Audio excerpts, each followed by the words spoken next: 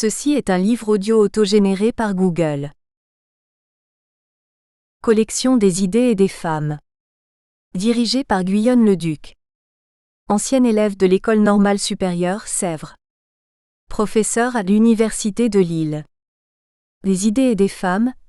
Collection pluridisciplinaire dépourvue de tout esprit partisan, gynophile ou gynophobe, a pour objet de présenter des études situées à la croisée de la littérature, de l'histoire des idées et des mentalités à l'époque moderne et contemporaine.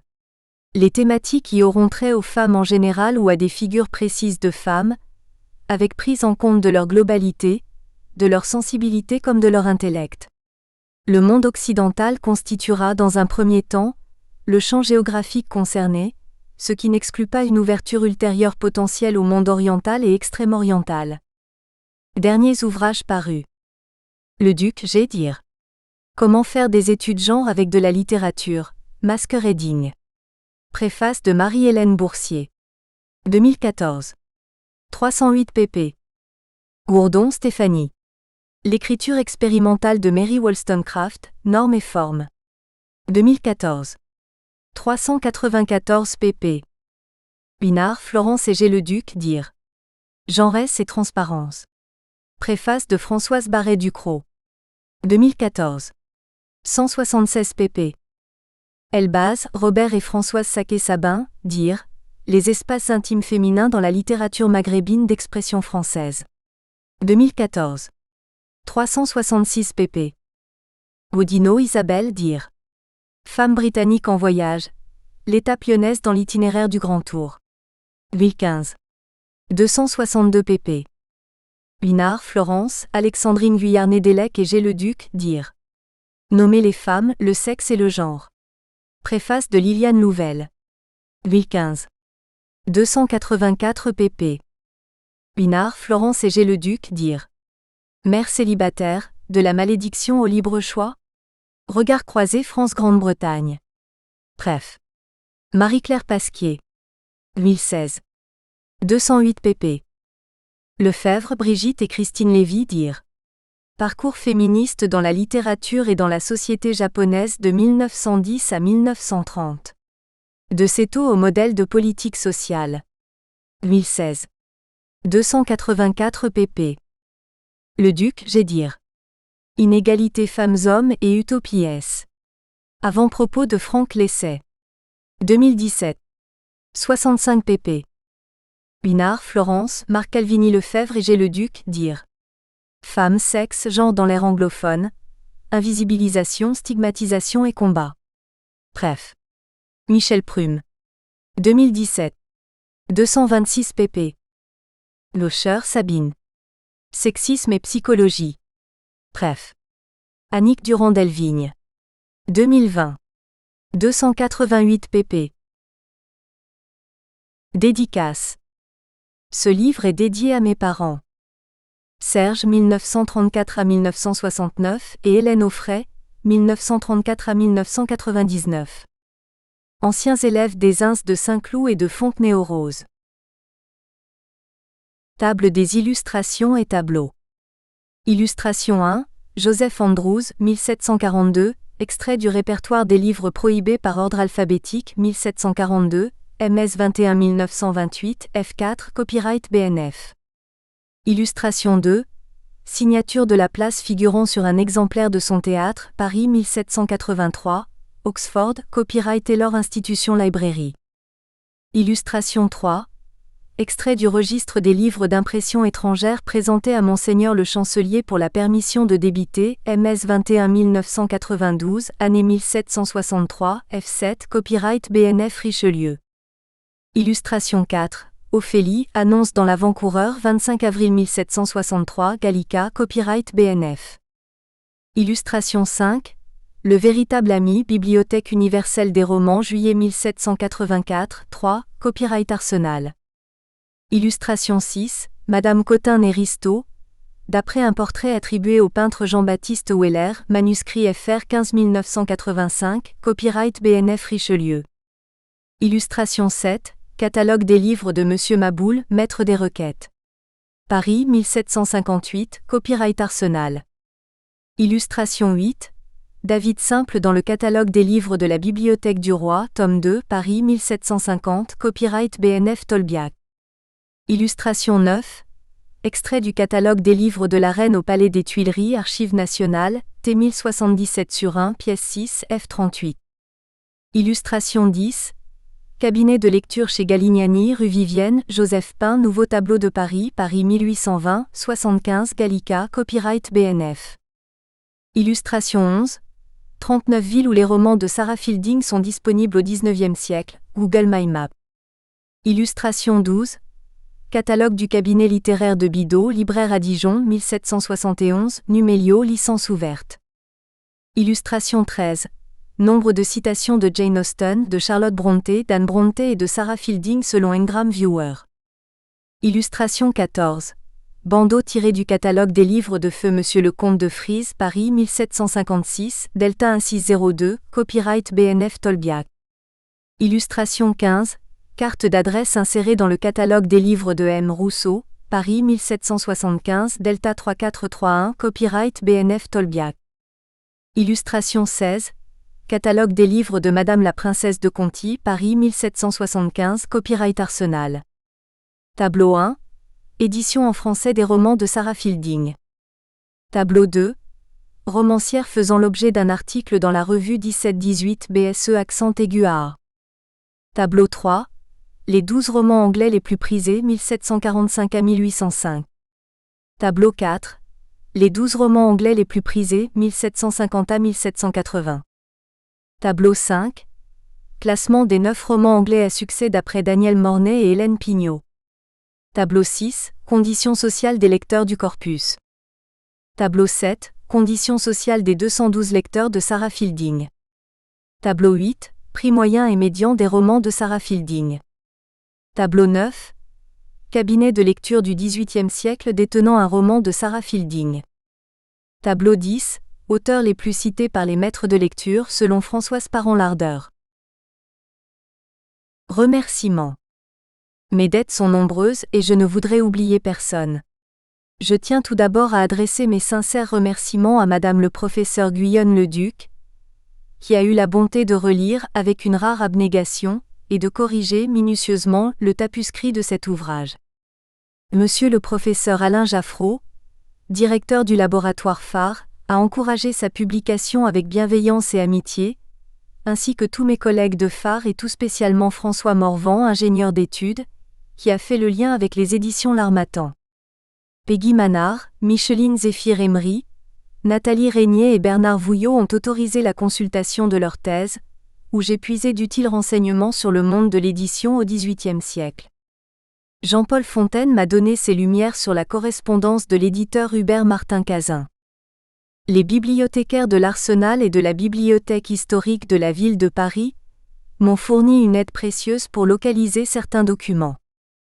Les magasiniers de la Bibliothèque nationale de France, site Arsenal, Richelieu et François Mitterrand en salle R, T et W, m'ont patiemment servi plus de 1200 catalogues de bibliothèques privées imprimés et manuscrits, indispensables à ce long mais joyeux travail de recherche. Karine Picot, conservateur à la réserve des livres rares de la BNF, a interrogé pour moi la basse provenance de cette bibliothèque, facilitant mes recherches sur le premier propriétaire de la seconde édition anglaise de David Simple, 1744, détenu par la BNF sous la cote Y274963 et Y2741964. Enfin, les personnels des Archives nationales, de la Bibliothèque municipale et des Archives départementales de Marseille sont inoubliables pour leur disponibilité et leur souriant accueil. Note de l'auteur. L'orthographe originale a été préservée dans tous les titres et citations des textes du XVIIIe siècle et des sources consultées. Lectrices et lecteurs voudront bien pardonner l'utilisation de la première personne dans cet ouvrage. Loin d'être le marqueur d'une approche uniquement subjective, elle manifeste mon intention tout au long de ce livre. Partager avec eux au fil de cette investigation, la méthodologie et les résultats de cette enquête. Je souscris volontiers au jugement d'Henri Laborit. Il n'y a pas d'objectivité en dehors des faits reproductibles expérimentalement, et que tout autre que nous peut reproduire en suivant le protocole que nous avons suivi. Il n'y a pas d'objectivité en dehors des lois générales capables d'organiser les structures. Il n'y a pas d'objectivité dans l'appréciation des faits, qui s'enregistrent au sein de notre système nerveux. La seule objectivité acceptable réside dans les mécanismes invariants qui régissent le fonctionnement de ces systèmes nerveux, communs à l'espèce humaine. Le reste n'est que l'idée que nous nous faisons de nous-mêmes, celle que nous tentons d'imposer à notre entourage et qui est le plus souvent, celle que notre entourage a construite en nous. Je sollicite aussi leur indulgence pour les erreurs ou les lacunes de ce travail. J'aurais aimé explorer davantage les correspondances privées, outre celles des personnalités les plus connues, pour y retrouver des commentaires éventuels sur Sarah Fielding. Une autre vaste source mériterait d'être explorée, les comptes rendus des travaux des académies, en particulier celle d'Arras dont Pierre-Antoine de Laplace fut le secrétaire jusqu'en février 1745, puis membre honoraire. Ce pourrait être l'objet de futures recherches, qui compléteront celle-ci. Fielding, Sarah sœur de Henri, auteure de David Simple, roman remarquable et traductrice des Mémorables de Xénophon, née en 1714, morte en 1768. Elle possédait les talents et le génie de son frère, comme en témoignent ses romans The Cry, David Simple et les lettres familières entre les principaux personnages de ce même roman. Elle a aussi traduit les Mémorables de Xénophon. Introduction.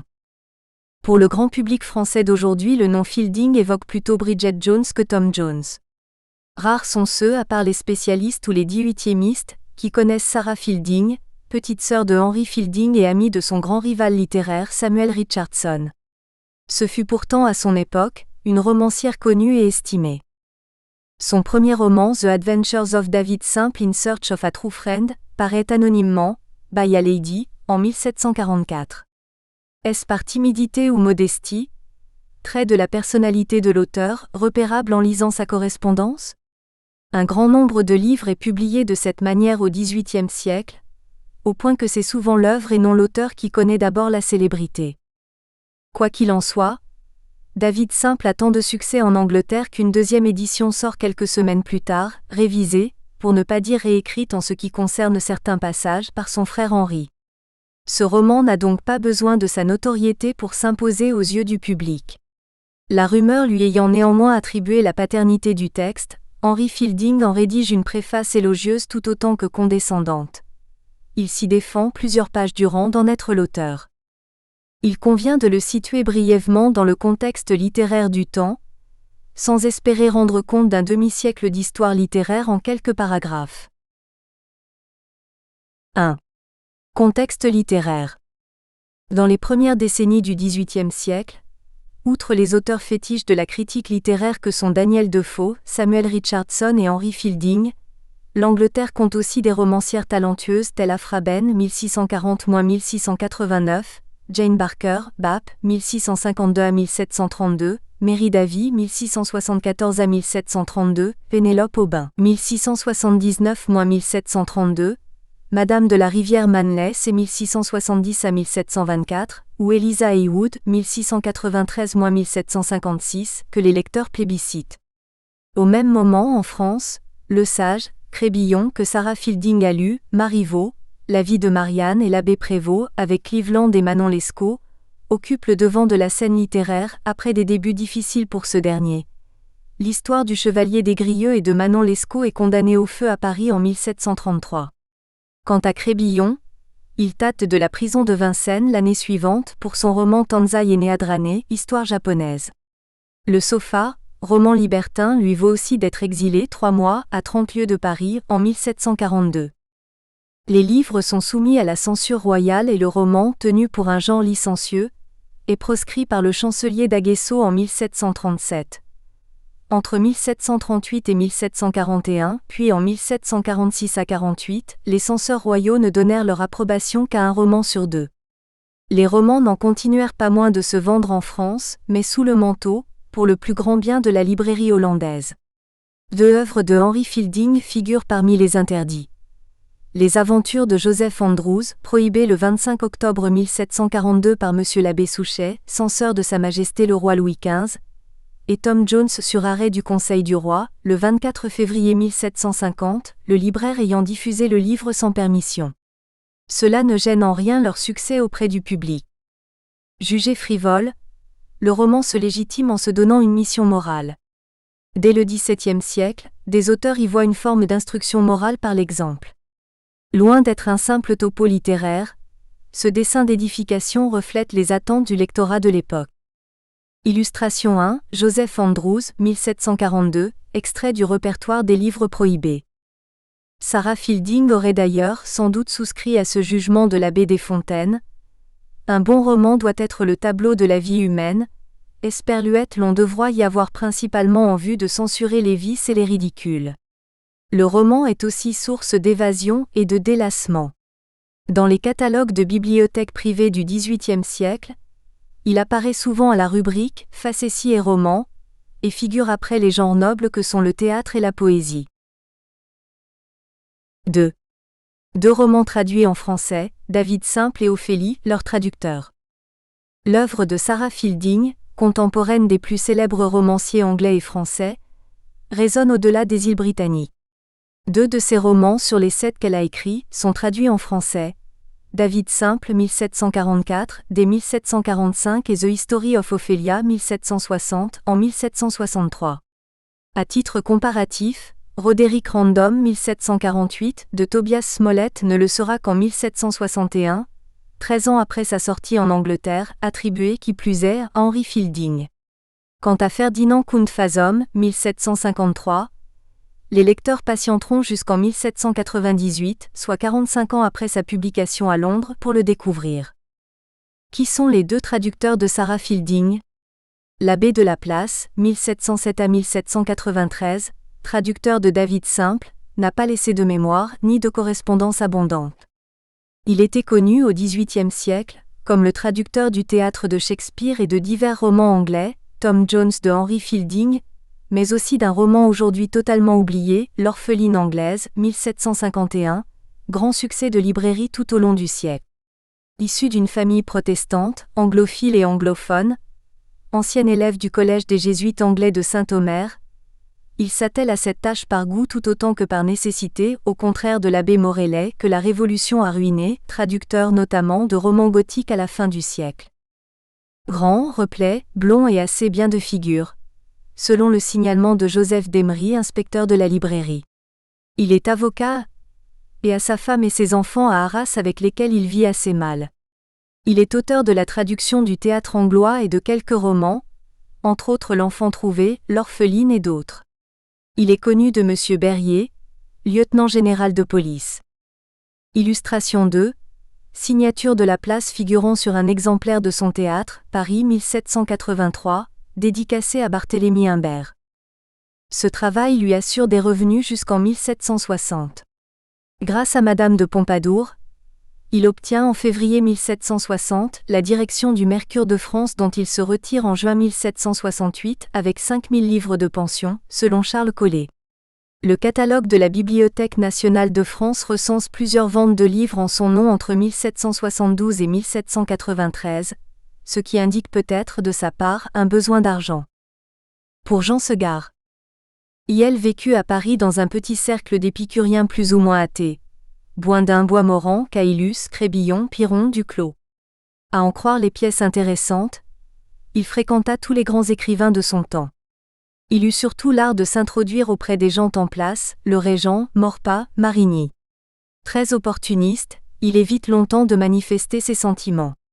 Les Pagéi montrent cependant une certaine fidélité à son milieu d'origine et au protestantisme, ainsi qu'une hostilité durable au prosélytisme jésuite. Les chansons qu'il a composées laissent deviner un caractère affable, joyeux et bon vivant.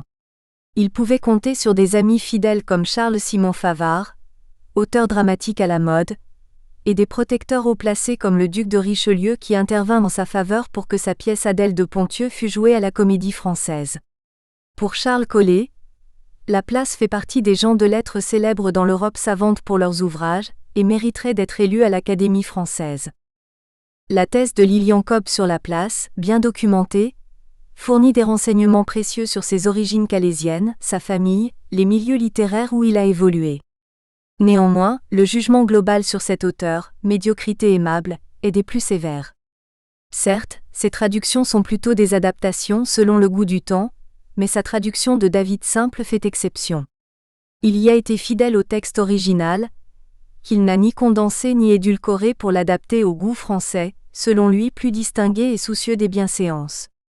Lilian Cobb, dont le travail fut dirigé par Paul Hazard, professeur au Collège de France, considère Sarah Fielding, à l'image de son traducteur, comme un auteur de second rang. Séparée puis veuve d'un avocat en Parlement qui lui laisse en héritage une modique pension, Octavie Belot, 1719 à 1805, traductrice d'Ophélie 1763, gagne sa vie en publiant des traductions de romans tels Rasla, 1760, de Samuel Johnson, des mélanges de littérature anglaise, 1759, incluant en particulier l'apostrophe. Essai sur la délicatesse du goût de Hume et dans les années 1760, l'histoire d'Angleterre du même David Hume. Au siècle des Lumières, des éditeurs font confiance à des femmes pour traduire des textes philosophiques. Octavie Belot en est un exemple, mais il en est d'autres, telles Félicité Brissot de Varville ou Sophie de Condorcet. Elle s'était déjà illustrée en publiant une réfutation du discours de Rousseau sur l'origine de l'inégalité, 1756, et des observations sur la noblesse et le tiers-état, 1758. Elle y soutient des thèses conservatrices. La noblesse ne doit pas déroger et le commerce demeurer la chasse gardée du tiers-état. Signer ses ouvrages Madame B. N'est-ce pas souligner que ces travaux sont l'œuvre d'une femme et d'un individu autonome, se passant bien du nom d'un mari pour se signaler dans le monde littéraire? Mari qui est loin de l'avoir comblé affectivement ou matériellement d'ailleurs, comme le démontre l'excellent ouvrage de Marie-Thérèse Inguenot et David Smith, sur la vie et l'œuvre d'Octavie Belot. À la Révolution, elle perd ses pensions royales, mais se voit attribuer, en septembre 1791, une modeste pension annuelle de 600 livres, correspondant environ au salaire annuel d'un ouvrier qualifié. D'après les Archives nationales, de Floréal-en-Cis à Fructidor-7, avril 1798 à août 1799, au moins, elle touche 100 francs par mois au titre des secours mensuels accordés à des artistes et hommes de lettres. Selon sa correspondance, Ophélie serait une traduction alimentaire. Si je n'avais pas de l'amour-propre, Pampan chéri, dont l'amitié m'en donne, j'enverrai à monsieur la marquise de Boufflers et à vous, un mauvais roman anglois, que j'avais très négligemment traduit avant les Tudors, que j'ai vendu au libraire pour faire ressource de tout, et que je n'ai guéresse corrigé parce qu'on ne fait pas quelque chose de rien. Je le laisse donc courir les rues et ne vous le donne pas, il s'appelle Ophélie. Si vous voulez absolument un motif de plus de vous moquer de l'anglomanie, des romanciers anglois, et des traducteurs de ma force, vous prendrez un exemplaire de ce bel ouvrage sur ma cheminée lorsque vous viendrez à Paris. Octavie Belot devait toutefois se tenir informée des parutions de romans anglais. Elle choisit une œuvre qui a été plutôt bien accueillie par la critique anglaise. Elle fait preuve d'une parfaite lucidité sur la qualité de sa traduction. Elle l'a négligemment traduit, car elle s'éloigne volontairement du texte source. Son texte déleste l'original anglais de certaines phrases, en supprimant des épithètes voire des passages entiers, parfois remplacés par des notations de son cru. Selon des critères modernes, il s'agit d'une réécriture, au demeurant talentueuse. Le lecteur trouvera, en annexe 1, les textes parallèles d'un extrait du premier chapitre d'Ophélie dans la langue originale et en traduction. Ophélie n'est pas un mauvais roman, et la traduction de Madame Belot, si elle ne répond pas aux critères modernes, ne manque pas d'intérêt. Dans la lettre citée, elle s'adresse à François de Vaux 1712 à 1796, lecteur du roi Stanislas, interlocuteur qui n'a pas aimé David Simple et qui en général n'apprécie guère les romans anglais. La formule « un mauvais roman anglais » relève davantage d'une coquetterie d'auteur que d'un véritable jugement négatif. Ne qualifie-t-elle pas aussi le fruit de son travail de bel ouvrage, à moins que ce qualificatif ne fût ironique, ce qui est toujours possible? Elle tire, certes, plus grande fierté de ses traductions de David Hume, l'histoire étant tenue à cette époque pour un genre bien plus noble que le roman. Un titre traduit sur 10 était issu d'une plume féminine selon Fritz Nie. La vogue de l'anglomanie des années 1750 concerne tout autant les romancières anglaises que les auteurs anglais du sexe fort, même si leur entrée sur la scène littéraire se fait moins en fanfare que celle de leurs homologues masculins. D'après Françoise Dusorbier, qui s'appuie sur la liste établie par Harold W. Streeter, près de 500 romans sont traduits de l'anglais au XVIIIe siècle. Parmi eux, les classiques du roman féminin anglais du XVIIIe siècle, Orunoko d'Afraben, également par les soins de la place, l'Atlantis de Madame de la Rivière Manley, Betsy Atlas d'Eliza Heywood, L'étourdie ou l'histoire de Betsy Atlas, The Female Quichotte de Charlotte Lennox, Don Quichotte femelle, ou encore par l'abbé Prévost The Memoirs of Miss Sidney Bidulph, Mémoire pour servir à l'histoire de la vertu, de Frances Sheridan, amie de Sarah Fielding. Son succès est tel qu'une partie de l'ouvrage est adaptée au théâtre par Louis-Sébastien Mercier, dans L'habitant de la Guadeloupe, 1782, pour le plus grand plaisir du public. Le fond de cette pièce est tiré d'un roman anglois, intitulé Miss Sidney Bidulph. Il renferme un trait de morale si important et sperluette dont l'application peut se faire si souvent dans le monde, que l'auteur n'a pu résister à l'envie de le développer davantage en le mettant sur la scène. Son but a été de livrer la guerre à la dureté de cœur et d'honorer les vertus compatissantes qui se cachent dans les rangs obscurs de la société. Cette pièce, la plus représentée du répertoire de Mercier, figure d'ailleurs dans l'une des bibliothèques de la reine Marie-Antoinette, au même titre que de nombreux romans traduits de l'anglais, de Richardson, de Fielding, de Goldsmith, mais aussi de Sarah Fielding, de Fanny Burney et de quelques autres romancières. Traduit en 5 langues étrangères, le français, l'allemand, le hollandais, l'espagnol et le russe vers la fin du siècle, David Simple est un incontestable succès littéraire européen. Ludvig Holberg, écrivain dano-norvégien, professeur à l'université de Copenhague, le mentionne aussi dans son Spectateur danois, 1747. 3. David Simple et Ophélie, 2 romans parus à Amsterdam? Qui sont les éditeurs des traductions françaises de Sarah Fielding? David Simple et Ophélie sont tous deux indiqués comme publiés à Amsterdam, par la Compagnie des libraires pour le premier et sans nom d'éditeur pour le second. Des recherches furent donc effectuées dans les registres de la librairie française pour tenter d'en savoir plus. Sauf erreur ou oubli, les 2 premières éditions de David Simple ne se trouvent pas dans les catalogues des imprimeurs libraires français détenus par la Bibliothèque nationale de France pour les années 1745 et 1749, pas plus que dans les registres des privilèges et permissions tacites ni dans le registre des livres d'impression étrangère présentés pour la permission de débiter. De nombreux ouvrages étaient diffusés sans avoir obtenu la moindre permission. Pour 1764, Jacqueline Artier donne le chiffre d'environ 40,49%. Comme le lecteur le découvrira plus loin, ce roman figurait dans la bibliothèque de divers officiers du roi chargés de la police de la librairie, dont ses directeurs Louis-François Maboul puis Guillaume Chrétien de Malesherbes. Il ne fait pas partie des livres prohibés. Selon Joseph d'Emery, Ophélie a été imprimée par Philippe Vincent avec une permission tacite. Or, le catalogue de ce libraire en date de 1763 n'inclut pas Ophélie, pas plus que les catalogues ultérieurs, et pas le moindre roman anglais. Il a peut-être imprimé l'ouvrage pour le compte d'autres libraires chargés, eux, de le débiter? Le registre des livres d'impression étrangère présentés pour la permission de débiter contient cette seule mention. Numéro 33 Histoire d'Ophélie, trad de l'anglais par Maid Belot. Aucun nom d'éditeur ne figure dans la colonne, présentée par Monsieur M., qui précise en revanche les éditeurs d'autres ouvrages comme Hérisson et Caillot. Illustration 3. Extrait du registre des livres d'impression étrangère présenté à Monseigneur le Chancelier pour la permission de débiter, MS 21 1992, année 1763, F7, copyright BNF Richelieu. Le censeur qui a examiné l'ouvrage est Bernard-Joseph Saurin, 1706 à 1781, avocat, poète et auteur dramatique, reçu à l'Académie française en avril 1761, lui-même traducteur de pièces de théâtre anglaises et proche du parti philosophique. Illustration 4, Ophélie, annonce dans l'Avant-Coureur 25 avril 1763.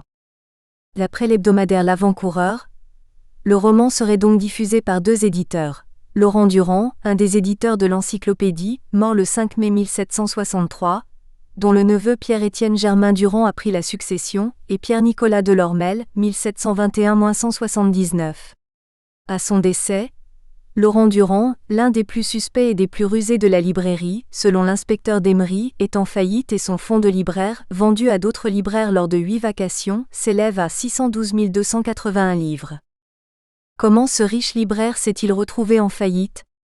De nombreux membres de cette profession en font l'amère expérience. Selon Micheline Zéphyr Emery, son fonds était en majorité constitué d'ouvrages nouveaux et les deux affaires de l'encyclopédie, dont la publication est brutalement arrêtée, et d'Helvétius, dont il a publié de l'esprit, ouvrage qui fait scandale et est interdit de vente, ont probablement causé sa ruine. Il a visiblement un stock de livres trop important, qu'il n'a pas réussi à écouler. Parmi ses créanciers, l'arrêt du Conseil d'État daté du 12 août 1763 mentionne le sieur de Lormel. Le fonds du défunt éditeur comprend 100 exemplaires d'Ophélie, que sa veuve a racheté, ouvrage pour lequel il possédait un quart et un 16e des parts de privilège, soit 30,58%. Il y aurait donc, si l'on inclut Philippe Vincent, au moins 3 acteurs du monde de l'édition impliqués dans la production de ce livre. Ophélie figure bien par ailleurs dans le catalogue des livres de fonds qui se trouve chez Durand-Neveu, libraire en date de 1764. Pour le catalogue hebdomadaire, qui devient journal de la librairie en 1782, l'éditeur d'Ophélie serait le seul Pierre-Nicolas Delormel. Le roman est vendu au prix de 4 livres. La mention d'édition à Amsterdam sur la page titre est peut-être factice, car Delormel a souvent publié des ouvrages en utilisant une fausse adresse étrangère. De ses presses sont sorties plusieurs traductions de romans anglais. Lettres anglaises Clarissa de Richardson en 1751, traduite par l'abbé Prévost. Histoire et aventures de William Pickle, Peregrine Pickle de Smollett en 1753. Et les mémoires pour servir à l'histoire de la vertu de Frances Sheridan en 1767. Le véritable ami ou la vie de David Simple, quant à lui, paraît vraiment à Amsterdam en 1745. Ce livre est annoncé dans la suite des Nouvelles d'Amsterdam du 17 septembre 1745, comme un des livres nouveaux publiés par l'Honoré Esperluette fils. 2 ans plus tôt, la Compagnie des libraires d'Amsterdam avait également offert au public la traduction de Joseph Andrews par l'abbé Desfontaines et de Pamela de Samuel Richardson. Selon Françoise Veil, Le véritable ami est l'une des 3 nouveautés proposées par la Compagnie, qui produit 36 éditions de romans entre 1728 et 1746, soit 40% de la production d'Amsterdam, dont l'édition originale de Manon Lescaut. François L'Honoré n'en était pas le seul membre. Elle incluait aussi Pierre Imbert et Ménard Huitwerf, ses principaux imprimeurs, ainsi que François Changuion. Une simple recherche par mots-clés sur le corpus, catalogue de libraire 1500 à 1810, du nouveau catalogue informatisé de la BNF, permet effectivement de découvrir le catalogue de Ménard Huitwerf qui comprend nombre d'ouvrages en français, dont Le véritable ami dans l'édition de 1745. François Changuion avait également des bureaux à Londres. The Champion, magazine dont le rédacteur n'est autre que Henry Fielding, fait la publicité de ses livres dans son numéro du 9 août 1742. Les imprimeurs libraires se tenaient au courant des ouvrages à succès, et il est probable que David Simple bénéficiait d'une certaine notoriété puisqu'il est, on le rappelle, traduit en français et publié dès 1745, un an à peine après sa sortie en Angleterre. Le catalogue de Jacob Weinstein, affilié lui aussi à la même compagnie, comporte une entrée, Le véritable ami, dans l'édition de 1745, tout comme celui de François L'Honoré Esperluette fils. Il est malaisé de déterminer qui a imprimé ou débité l'ouvrage. Quoi qu'il en soit, Weinstein, éditeur de la prestigieuse Bibliothèque raisonnée des ouvrages des savants 1728 à 1753, a participé à son impression. Un autre catalogue de la Compagnie des libraires dans 2 ouvrages parus en 1746, le liste parmi les nouveautés. De nombreux catalogues sont ainsi incorporés dans d'autres publications de l'imprimeur libraire, puisque c'était, avec l'affiche et l'annonce dans une revue littéraire, son principal outil publicitaire.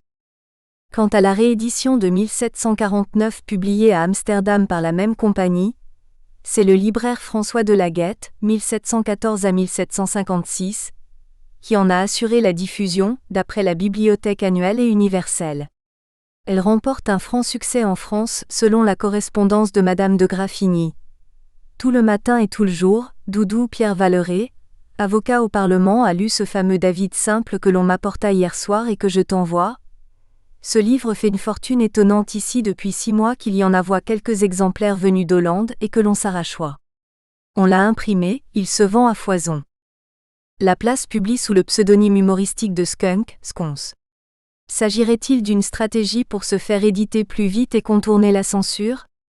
Je n'ai pas trouvé trace de permission d'éditer pour Le Véritable Ami, mais les registres de la librairie à cette époque n'étaient pas exhaustifs. Le secret, si c'en était un, était mal gardé. Ces activités de traduction étaient bien connues de l'officier chargé de la police de la librairie, Joseph Demery, et de son supérieur, Nicolas-René Berrier, lieutenant général de police. Laplace semble coutumier du fait. Son théâtre anglois, 1745 à 47, a été imprimé sans privilège ni permission par Sébastien Jory. Les exemplaires en sont confisqués chez le libraire Jacques Clousier et tous écopent d'une amende de 500 livres que se charge de faire exécuter Claude-Henri Feydeau de Marville, lieutenant général de police. L'administration avait tardé à répondre à ces demandes de publication par permission tacite. Cela n'empêche pas le titre d'être un succès de librairie et de compter 8 longues recensions dans le journal de Trévoux. De janvier 1746 à juin 1749, l'abbé Claude Salier, garde de la bibliothèque du roi, en fait d'ailleurs l'acquisition au fur et à mesure de la parution des 8 tomes pour la bibliothèque royale auprès de François Montalan, 1677 à 1754, libraire quai des Augustins. En 1750, Tom Jones traduit par Laplace est, on l'a vu, lui aussi diffusé sans permission. David Simple est réédité à Genève en 1782, puis en France par Hubert Martin Cazin, libraire à Reims, 2 ans plus tard. Cazin était client de la Société typographique de Neuchâtel en Suisse, étudié par Robert Darnton, 40 années durant. Ce célèbre historien américain a partagé certains résultats de cette passionnante recherche sur son site internet. D'autres chercheurs tels Simon Burroughs, Marc Curran et leurs collaborateurs ont conçu de formidables outils sur le site FBTE qui fournit des statistiques sur les ventes de romans de la STN. On peut ainsi découvrir combien d'exemplaires des œuvres de Sarah Fielding ce libraire a écoulé du 1er janvier 1769 au 31 décembre 1794, 138 exactement, et comparer ses ventes avec celles d'autres auteurs anglais. Il se vend ainsi 129 exemplaires d'ouvrages de Richardson, 319 de Tobias Smollett, 770 de Henry Fielding et 1646 de Sterne pendant cette période. Chez les Français, 396 de Diderot, 3858 de Rousseau, 17 455 de Voltaire et 45 718 de Louis-Sébastien Mercier. Ce libraire ne vend aucun ouvrage d'Aphra Behn, auteur à succès, ni des romancières Frances Sheridan et Sarah Scott durant cette période. Les œuvres de Lady Mary Wortley Montagu s'écoulent à 10 exemplaires seulement. Pour mémoire, Oroonoko a été traduit, ou plutôt adapté de l'anglais par Pierre-Antoine de Laplace en 1745. Ce dernier vend 113 ouvrages sur cette période, dont 80 en tant que traducteur et 33 en tant qu'auteur. L'auteur féminin le plus apprécié est Madame Riccoboni, 5555 exemplaires, au 8e rang des ventes totales, le favori des lecteurs étant Louis-Sébastien Mercier. Il semble malaisé à ce stade de cette recherche d'évaluer la célébrité des romancières de cette période et de dresser un classement selon la popularité. Concernant le public français, malgré de nombreux travaux historiques sur le monde de l'édition, on ne dispose pas d'archives abondantes sur les ventes d'ouvrages à cette époque et l'écho que rencontre l'œuvre d'un auteur dans la presse pourrait bien manifester surtout les goûts du journaliste ou du critique. La fréquence et la positivité des recensions seraient, néanmoins, des indices fiables, ainsi que la présence des titres dans les catalogues de bibliothèques privées du XVIIIe siècle. 4. L'édition Cazin, David Simple ou Le Véritable Ami, 1784. L'édition de 1784 à Reims est particulièrement intéressante. Elle fait partie de la première collection publiée par Hubert Martin Cazin dans le format IN18, mesurant environ 8 par 12,5 cm, bien connu des bibliophiles. Ce libraire a eu un destin des plus romanesques. Plusieurs fois embastillé pour avoir diffusé des ouvrages interdits, il périt dans la répression du 13 Vendémiaire, 5 octobre 1795, où Bonaparte fit ouvrir le feu contre les royalistes dans les rues de Paris. Cazin n'a pas mesuré le danger en sortant du café où il se trouvait, et a reçu des éclats de mitraille qui causèrent son décès le surlendemain. Ce célèbre éditeur n'a pas inventé le petit format IN18 souvent associé à son nom, mais il a su en exploiter les avantages commerciaux.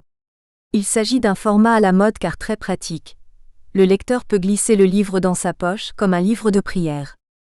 En 1784, Cazin réunit ce qu'il croit être les romans de Henry Fielding dans une collection en 24 volumes intitulée Petite bibliothèque de campagne, publiant donc la même année Tom Jones ou L'Enfant trouvé, les aventures de Joseph Andrews et de son ami Abraham Adams, Julien Laposta ou Voyage dans l'autre monde, Jonathan Wild le Grand, Amélie, David Simple de Sarah Fielding, et les aventures de Roderick Random de Tobias Smollett. Sa parution est annoncée dans la Gazette de France, le 10 septembre 1784. La voici fort élégamment présentée dans le catalogue d'un libraire parisien. De toutes les collections de petits formats données jusqu'à ce jour, celle que nous annonçons aujourd'hui est la seule qui ait été constamment accueillie de la France et de l'étranger, Esperluette qui présente dans son ensemble la réunion de nos meilleurs littérateurs, Esperluette de quelques-uns des chefs-d'œuvre de l'étranger passés dans notre langue. Correction soignée, beauté d'exécution et de papier, tout concourt à lui conserver un rang bien supérieur à toutes celles faites à son exemple, Esperluette dont la plupart n'ont de commun avec celle-ci que la forme. À combien d'exemplaires ? On ne sait exactement. Les tirages sont assez modestes à l'époque. Leur moyenne se situe entre 1000 et 2000 exemplaires. Les délais d'écoulement des imprimés ne permettent guère, même pour les ouvrages dont le succès est pour ainsi dire assuré, d'envisager des tirages plus importants. Ce chiffre est peut-être de 2000 pour l'édition de 1784, car Cazin a édité plusieurs autres œuvres avec ce tirage. Le véritable ami est vendu 4 livres 10 sols tout comme Joseph Andrews, l'ensemble de la collection coûtant 32 livres 50 sols. Les prix observés semblent indiquer que le prestige de l'écrivain n'était pas déterminant, mais probablement plutôt la quantité de papier, la qualité de la reliure, les livres étant aussi vendus en feuilles, et la quantité de travail de l'ouvrier typographe payé le plus souvent à la tâche. Robert Darnton a constaté que la question du coût du papier occupe une place importante dans la correspondance des libraires imprimeurs. Il a calculé que le papier représentait, pour la Société typographique de Neuchâtel, la moitié du coût d'un in-octavo tiré à 1000 exemplaires. Un livre interdit se vend très cher. Du fait de sa rareté, il devient plus désirable et plus onéreux, sauf s'il existe de trop nombreuses éditions pirates. Selon Sabine Juratic, les traductions d'ouvrages étrangers représentaient une petite proportion des ouvrages imprimés, environ 5% d'après ses calculs, ce qui l'a conduit à douter de l'impact de ce genre d'écrit. Or, on ne peut l'évaluer qu'en lisant les correspondances littéraires de l'époque, immense travail de recherche qui reste à accomplir.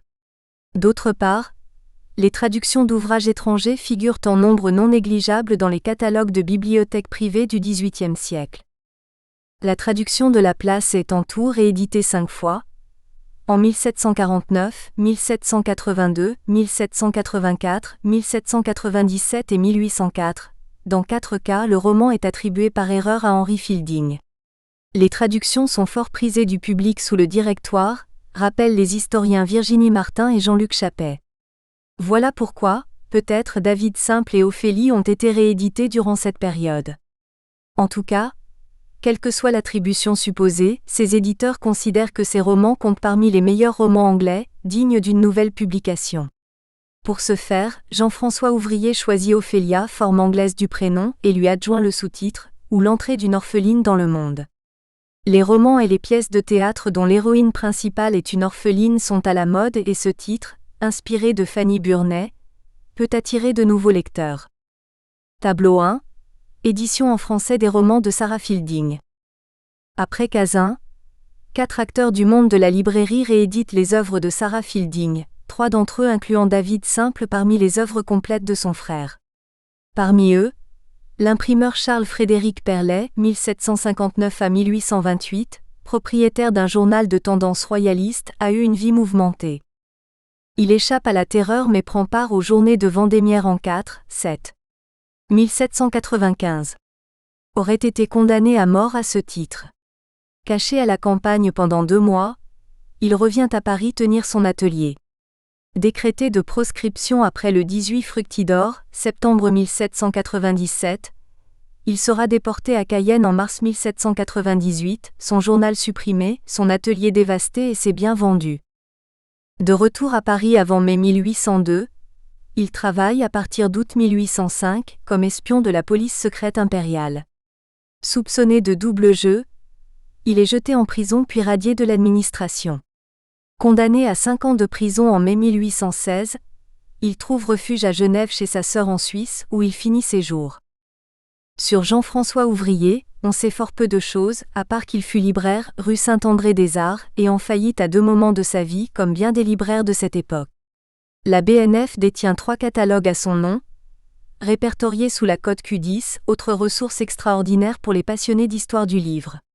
Ce libraire édite des almanachs, des livres d'instruction républicaine et un grand nombre de romans dont David Simple en 1797 et Ophélia l'année suivante. Nicolas-Alexandre Pigorot, 1765 à 1851, fut d'abord professeur de latin et de grec au séminaire des 33, puis bouquiniste près du Pont-au-Change. Dès 1796, il ouvre sa propre librairie dans le quartier du Palais Royal, puis place Saint-Germain-l'Auxerrois, et exerce son métier jusqu'en 1835, date où il se retire à Crécy-en-Brie. Il meurt à Paris le 21 janvier 1851. Quant à Louis Duprat du Verger, en activité de 1802 jusqu'en 1829, au moins, il serait spécialisé dans la publication d'ouvrages scientifiques, de cartes et d'atlas d'après la notice de la BNF, mais il édite aussi de nombreuses œuvres littéraires. Des classiques tels Les vies des hommes illustres de Plutarque, Fables de Phèdre, Oraisons choisies de Démosthène, L'art poétique de Boileau, 1804, Roland Furieux, 1810, traduit par Louis-Élisabeth de Lavergne, Les contes de La Fontaine, les œuvres de Montesquieu et de Saint-Lambert, Les aventures de Télémaque de Fénelon, 1811, des ouvrages de philosophie ou de controverses religieuses, un dictionnaire universel des synonymes de la langue française, 1810, et fait même une incursion dans la littérature enfantine grâce au Miroir de l'enfance ou Histoire et aventure, d'une mouche et d'une épingle, écrite par elle-même. Peut-être rééditer les œuvres de Fielding, auteur si apprécié, lui laissait-il espérer un profit substantiel ?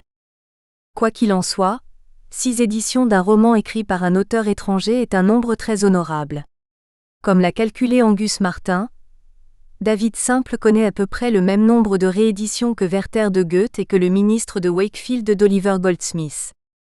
En Angleterre, Sarah Fielding est une romancière connue et appréciée des milieux cultivés.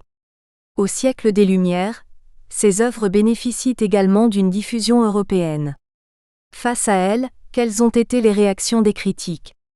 Pour éviter l'écueil d'une approche téléologique, qui démontrerait a posteriori les progrès de l'intelligence des textes littéraires, cette enquête commence par l'époque contemporaine, puis remonte petit à petit dans le temps. Chapitre 1 20e-21e siècle, vers une redécouverte. Sarah Fielding is clearly one of the most important novelists of the 18th century. 1. Sarah Fielding et les critiques. Martin Sébatestin et Peter Sabor ont porté un vif intérêt à cet auteur, le premier en lui consacrant quelques pages dans sa biographie de Henry Fielding et en éditant avec Clive Probyn sa correspondance, le second à la faveur de 3 éditions critiques. Ils ne peuvent néanmoins s'empêcher de formuler, çà et là, des jugements dépréciatifs. Fielding n'est jamais devenu une célébrité littéraire, selon Peter Sabor. Quoique son frère eût fait de son mieux pour promouvoir et améliorer son style, le public l'a toujours jugé à l'aune de son frère, comme si elle était le double féminin de Henry Fielding mais sans son génie comique, prétend Martin Sébatestin. Henry Fielding quitta ce monde en 1754. Il n'était évidemment pas en mesure d'améliorer les 4 romans que sa sœur publia entre 1754 et 1760, pas plus que sa traduction de Xénophon, éditée en 1762. Batestin reproche aussi à Sarah Fielding d'être passée dans le camp de Richardson, grief des plus étranges et qu'aucun document biographique n'atteste. Dans l'esprit de certains intellectuels d'aujourd'hui, les femmes au siècle des Lumières écrivaient surtout des romans sentimentaux de seconde zone. Jean de Vigry a une bien piètre opinion des romans féminins du XVIIIe siècle, y compris ceux de Madame Riccoboni, pilonnés en quelques lignes. Même les romans si appréciés par Grimm de Madame Riccoboni sont devenus bien difficiles à lire. Le pathos domine, les clichés surabondent, l'intrigue est poussive. Il y a peu de vrai, très peu de naturel. Cette opinion d'un critique contemporain ressemble d'ailleurs à s'y méprendre au jugement porté par Grimm sur Ophélie, roman de Sarah Fielding, comme on le verra plus loin. Ce mépris pour l'expression des sentiments et des émotions dans un roman, même effusive, est à vrai dire assez difficile à comprendre.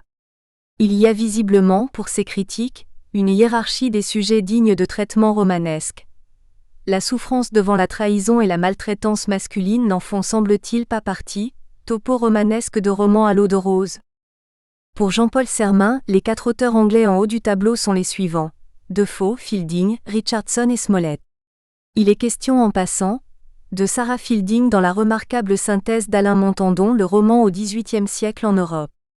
La page 422 comporte 4 erreurs sur Sarah Fielding en 19 lignes de texte, l'une portant sur l'orthographe du titre The Adventure of David Simple, le S a disparu, l'autre sur le nombre de traductions en français de ce roman, il n'y en a pas 2 mais une seule, et la troisième sur leur date de publication, indiquée comme étant 1745 et 1755. Nous espérons que vous avez apprécié cet aperçu. Pour continuer à écouter ce livre audio sur Google Play Livres, utilisez le lien dans la description de la vidéo.